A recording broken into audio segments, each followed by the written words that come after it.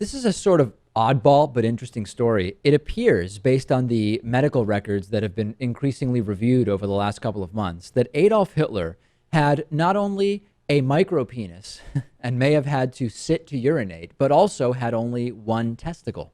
A few months ago, it was reported that he had only one testicle, and now there's a new report based on an examination of medical records, which suggests that Adolf Hitler also had a deformed micropenis. I mean, Lewis, this is crazy. And he suffered from hypospadias, which, according to historians Jonathan Mayo and Emma Craigie, may have led to him having to sit to urinate. Now, there's disagreement over the micropenis is connected to the hypospadias or separate. But be that as it may, the analysis in general is Hitler was his urinary function was not normal, as we would say, and certainly his sexual function was not normal. And what's sort of ironic about that is I wouldn't, if you came to me and said, hey, there's a guy who decided to put up the so-called Aryan race, which has distinguishing features that are basically the opposite of what Hitler looks like, right? Number one, and prop them up as sort of like the best path forward in terms of eugenics and all this stuff, and wants to kill all the Jews and gays and all sorts of other groups by brutally rounding them up and putting them on trains and sending them to concentration camps and death camps.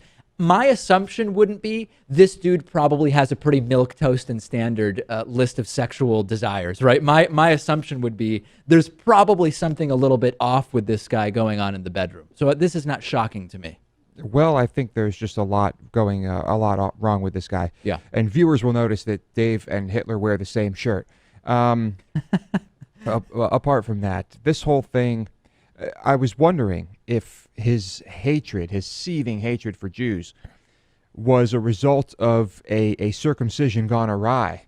And maybe that's why his penis was deformed.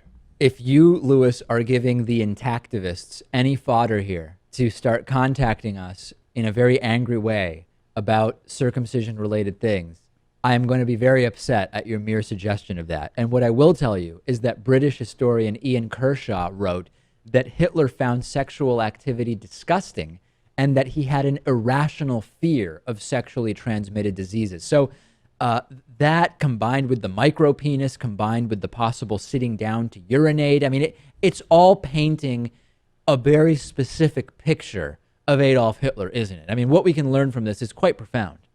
I suppose it is. There's still a lot of speculation on how this would translate to his behavior, but it is still interesting. Very interesting. Hitler and Ted Nugent having way more in common than we had ever thought. I mean, we knew they had a bunch of stuff in common, but clearly it's more than we ever even imagined. I guess so, Dave. Yeah.